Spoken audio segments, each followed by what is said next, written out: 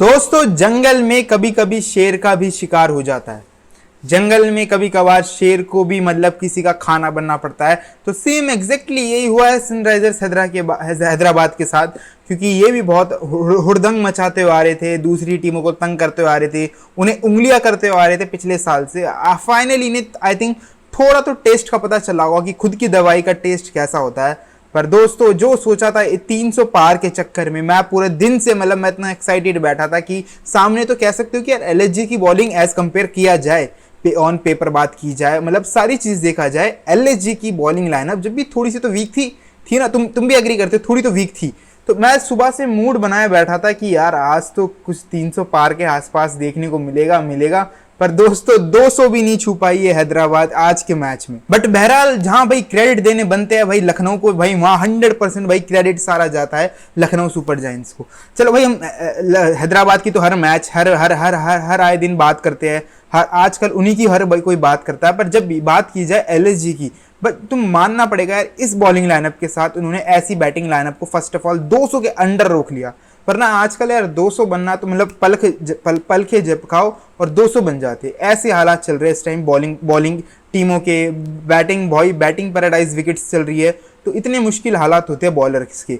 और ऐसी bowling lineup के साथ भाई एलएसजी ने फर्स्ट ऑफ ऑल भाई जिस हिसाब से 200 के अंडर रोका वो, एंड देन जिस हिसाब से रन चेज में आए भाई आतंक मचा के रख दिया, जो भाई छक्के, और ऐसे भाई मजा आ गया। और हिटिंग देख के मजा आया भाई लखनऊ की, जिस हिसाब से पूरन और भाई ये मार्च की जो पार्टनरशिप थी, भाई छक्के देखो तो ऐसे देखो मुंह के मुंह खुले रह जाए। मतलब बॉलर को भी दर्द ना हो छक्का देखते हुए कि यार ये मेरे को छक्का पड़ा है। वो बॉलर भी पूछ रहा था यार इतना प्यारा मेरे को ये छक्का पड़ा है, बताओ। मतलब इतने रख के छक्के दिए, मतलब इतने प्यार से छक्के दिए पूरन ने। तो भाई पूरन की दोस्तों 6 हिटिंग अवेलेबिलिटी यार बहुत डिफरेंट है मैन। मतलब बहुत से प्लेयर देखे हैं जो छक्के मार सकते हैं, पर सब प्लेयरों में दिखती है कि जान। जैसे कि पूरन की बात किया जाए भाई, करेबियन पावर, करेबिया से थोड़ा वहां से बिलोंग करता है, वेस्ट इंडीज, मतलब ब्लॉन्ड, वहां के मसल्स, मुंह से बड़े बड़े वहां लोगों के डोले होते हैं, मतलब 6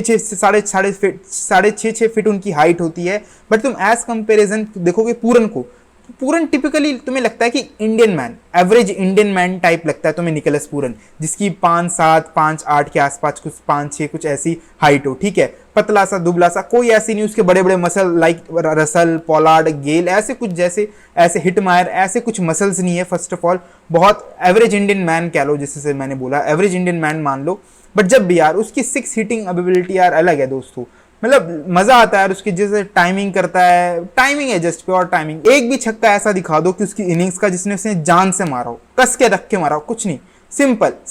तुम अदर हैंड बात करोगे मार्च की, मार्च के 1-2 शॉट में जान लगती है जिस हिसाब से वो मारता है, क्योंकि वो बाइसन माना जाता है, उसके गेम में पावर सबसे मोस्ट इंपॉर्टेंट पार्ट माना जाता है मार्च के गेम में। तो वहां जब भी आपको समझ आता है कि मार्च के 1-2 छक्के में आपको जान देखने को मिल जाएगी। बट एज कंपैरिजन मार्च के भी भाई कुछ छक्के बहुत ही स्मूथ गए, जिस हिसाब से उसने स्मूथ जिसे छक्के मारे। तो दोनों की इनिंग्स ने टेम्पो सेट करके रख दिया। आई थिंक कुछ 10 ओवर के अंदर इन्होंने तो भाई 120 के 110 कुछ बना लिया था, और आराम से इन्होंने रन चेज कर लिया, ये बड़े प्यार से रन चेज कर लिया। माकरम की विकेट जरूर गिर गई थी, बट माकरम के बाद ये पूरन ने तो भाई पूरा मैच अलग करके रख दिया, पूरन और मार्च की इनिंग्स ने। और आखिरी में तो बहुत इजी बच गया था जब तक मार्च आउट हुआ तो गेम तो बहुत सा हद से कंट्रोल भाई लखनऊ ने पूरा कर लिया था। और बस फिर तो फॉर्मेलिटी रह गई थी डेविड मिलर के लिए और अब्दुल समद के लिए। और पंत की इनिंग्स भाई एक कैस दोबारा स्ट्रगल वाली दिखी। पंत की इनिंग्स 15 बॉल पे 15 बना के गया है। और जो देखो दिक्कत इस बार पंत के साथ ये नहीं है कि वो कैप्टन है, प्लेयर है, इस बार दिक्कत है ही नहीं पंत के साथ। पंत के ऊपर सबसे बड़ा जो इस साल की जो सबसे बड़ी वो है, जैसे कहते हो कि क्वेश्चन है, वो है उसका प्राइज मनी जस्टिफाई कर पाएगा कि नहीं। मैं तो देखो टू बी ऑनेस्ट मैं नहीं मानता। ये जो बहुत से लोग जस्ट कहते हैं कि मतलब प्राइज के हिसाब से खेलना चाहिए, वो प्लेयर की वो थी भाई, उसे वैल्यू 27 करोड़ पे ऋषभ पंत को खरीद लिया। अब उसका सीजन चले ना चले, वो आई थिंक उसकी क्रेडिबिलिटी तो जस्टिफाई नहीं कर सकता दोस्तों। इतना तो मैं मानता हूँ कि पंत की इस जो अमाउंट सेट हुआ है उसकी कोई क्रेडिबिलिटी तो कोई सेट नहीं होगी। हाँ पंत मतलब थोड़ा प्रेशर आई थिंक ले रहा हो पंत, क्योंकि इतना बड़ा प्राइज मनी है। थोड़ी चीज आई थिंक इसके थोड़े डाउट होता ही होगा ना दोस्तों, कि जब 27 करोड़ दोस्तों कोई छोटी मोटी रकम नहीं है दोस्तों। 27 करोड़ इतनी बड़ी रकम हो, थोड़ा तो प्रेशर होता होगा आई थिंक प्लेयरों पे प्राइस का। थोड़ा तो मान के हम भी ये भी चलना चाहिए कि ठीक है जो भी है, आई थिंक भी तो बहुत मैचेस बचे हैं। बट एज अ कैप्टन बात करो पंत की दोस्तों, आधा मैच पंत की कैप्टनसी और कॉन्फिडेंस की वजह से भाई लखनऊ ने पहले ही इनिंग्स में खत्म करके रख दिया था। जब टॉस पंत ने जीता, टॉस जीतते ही पंत ने सीधा कह दिया भाई ये चाहे 300 बनाए कुछ भी बनाए हम चेस करने को जा रहे हैं। यही कॉन्फिडेंस दिखा दोस्तों। और उसकी पूरी तुम फर्स्ट इनिंग्स देखोगे ना लखनऊ सुपर जायंट्स की जो बॉलिंग की थी, उनमें दिख रहा था कॉन्फिडेंट, और वो भाई लड़ने आए थे। उनमें एक चीज दिख रही थी, उनकी ग्राउंड फील्डिंग चेक कर लो, उनकी बॉलिंग चेक कर लो, प्लान्स दिख रहे थे। बेशक छक्के छक्के पड़े बट प्लान थे उनके पास, मतलब लग रहा था कि हाँ वो सही में कुछ करने आए हैं। आज मेरे को लगा देख के लखनऊ को बड़े टाइम बाद कि हाँ ये लखनऊ कुछ ना कुछ करने आई है। जिस हिसाब से पंत की स्टार्टिंग से कॉन्फिडेंस तुम बात कर लो, जब से उसने टॉस जीत के पहले बॉलिंग ले ली थी, जब से टीम कॉन्फिडेंट लग रही थी, कुछ भाई ग्राउंड फील्डिंग बहुत ही तगड़ी की। और शार्दुल ठाकुर लॉर्ड भाई, मतलब भाई तुम ऐसे बीट नहीं कर सकते इतने बड़े मैन को, ऑरा को, जिस हिसाब से शार्दुल का ऑरा चलता है। मतलब आज भी शार्दुल में ऐसी भाई कुछ डिलीवरी होती है, ऐसी कोई विकेट टेकिंग डिलीवरी डाल जाता है जहां के उससे मतलब विकेट मिल जाती है उसे दोस्तों। ईशान किशन को आते ही डक पे आउट कर दिया, फिर देन भाई अभिषेक शर्मा की बैक टू बैक 2 विकेट ली, और एक बार तो हैट्रिक पे खड़ा था शार्दुल ठाकुर, 4 विकेट लेकर गया। भाई क्या ही स्टोरी रही है, क्या कमबैक है यार शार्दुल ठाकुर का दोस्तों। ऐसा होना चाहिए लाइफ में कमबैक, शार्दुल ठाकुर जैसा। आईपीएल ऑप्शन में इतना बड़ा ऑप्शन टेबल, और शार्दुल दोस्तों कोई छोटा मोटा प्लेयर तो है नहीं, ठीक है। इंडिया रिप्रेजेंट कर चुका है, सब कुछ इतने बड़े लेवल पे है, डोमेस्टिक में इतना बड़ा वो प्लेयर है शार्दुल ठाकुर। और एक ऐसा प्लेयर आईपीएल जैसे मेगा इवेंट पे आना, मतलब इतने मेगा ऑप्शन में आके अनसोल्ड हो जाना दोस्तों, छोटा सा देखो झटका तो लगता है, थोड़ी I think reality check type कह लो, कुछ ना कुछ तो दोस्तों लगता है जिस हिसाब से। और ये होता है भाई उसका जवाब, मतलब वो भी भाई बैकअप बॉलर रखा था, किसी की इंजरी हुई, उसके बाद शार्दुल ठाकुर को खेलने का मौका मिला और डिलीवर किया, पहले दिल्ली वाले मैच में और देन आज 4 विकेट लेकर गया। क्या बॉलिंग भाई। तो शार्दुल ठाकुर का एक्सपीरियंस भाई बहुत, आई थिंक 100 विकेट भी हो चुकी है, और आई थिंक 98 कुछ शार्दुल ने मैचेस खेल लिया है, तो भाई वो बहुत सबसे बड़ी बात है। और उसमें सबसे अच्छी जिसने बॉलिंग की वो था भाई प्रिंस यादव। प्रिंस ने भाई अपने 4 ओवर में मात्र 29 रन खा के गया, समझ रहे 29। एक साइड को पैट कमिंस, शम्मी, जोफ्रा, मतलब रबाड़ा, सिराज, बड़े से बड़े बॉलर कुट खाते जा रहे हैं इस पूरे आईपीएल में। और इसमें एक ऐसा डोमेस्टिक बॉलर आता है और 4 ओवर में 29 रन का अपना पूरा स्पेल डाल के खत्म करता है।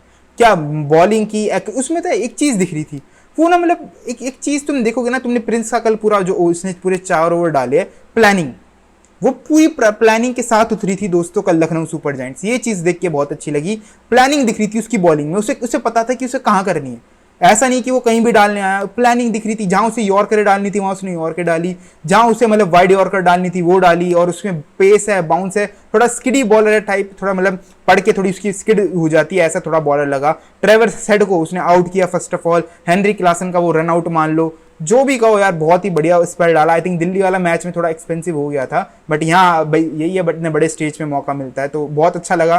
प्रिंस को भी देख के जिस हिसाब से उसने आगे से स्टेप अप किया। आवेश एट द सेम टाइम बहुत एक्सपेंसिव रहा भाई, बहुत कुछ पड़ी आवेश को, पर आवेश भी आती पता नहीं कितनी इंजरी के बाद खेल रहा है। तो ओवरऑल भाई लखनऊ का पूरा दिन रहा। सबसे अच्छी बात मेरे को ये लगी लखनऊ की, दे आर भाई very confident, they are very confident. उनकी टीम मान लो, पंत का एटीट्यूड मान लो, पूरी टीम का एटीट्यूड मान लो, तो वो देख के लगा कि हाँ ये सही में यार कुछ ना कुछ तो करने आए हैं। तो फर्स्ट ऑफ ऑल उनकी आधी विन वहीं हो गई थी दोस्तों, और उसके बाद उन्होंने पूरा ऐसा परफॉर्मेंस देना, बैट से बॉल से 200 के अंदर रोकना, फिर आके ऐसी चेज कर देना। देखो एक चीज यहाँ तुम्हें माननी पड़ेगी कि हैदराबाद की बॉलिंग, इन्होंने राजस्थान रॉयल्स के सामने बेशक 200 आई थिंक 284 कुछ बना दिए थे, पर जब भी इन्होंने 240 खा लिए थे। 44 रन से तो जीती थी हैदराबाद।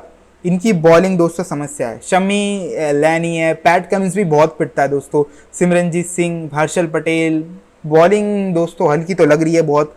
क्या इनकी के पिचेस का यही हाल है, क्योंकि भी ये दोनों मैच इनकी हैदराबाद में है, और यही होगा भाई जब ये ऐसी पिचेस बनाएंगे तो 2 दाली तलवार होगी, कभी कभार इन पे भी चलेगी और ये भी चलाते रहेंगे जैसे इनके बैट्समैन चलाते हैं। तो 2 दाली तलवार है, इन पे भी कभी ना कभी तो भारी पड़नी थी ये चीज़, और वो आज पड़ गई। जिस हिसाब से पिचेस बनवाते हैं, बहुत फ्लैट पिचेस बनवाते हैं, तो उसी के चक्कर में इन्हें भी थोड़ी ये चीज़ आज थोड़ी डेंट दे गई। हैदराबाद थोड़ा वहां फंस गई थी जहां इनकी 2 बैक टू बैक विकेट गिरी थी अभिषेक शर्मा और ईशान किशन की, वो 2 बैक टू बैक इन्हें विकेट थोड़ी भारी पड़ गई, गेम में पूरे मैच में भारी पड़ गई। एज भाई हेड तो भाई हेड वाले काम करता आ रहा है जो वो खेल रहा है, एक 47 रन दोबारा बना के गया, पर उसे लक बहुत था, उसका लक बहुत अच्छा था, जिस हिसाब से उसकी 1-2 कैचेस छोड़ी, पूरन ने ही छोड़ी थी एक्चुअली, तो एक तो पूरन ने तो बैटिंग से अपना काम कर लिया, बट हेड के साथ थोड़ा लक साथ था। और नीतीश कुमार रेड्डी की थोड़ी अजीब सी इनिंग्स थी, बहुत फंसा हुआ उसकी पूरी इनिंग्स गई, बहुत ही स्ट्रगल कर रहा था अपनी पूरी इनिंग्स में, और आखिरी में अनिकेत ने आके 2-3 छक्के दिखाए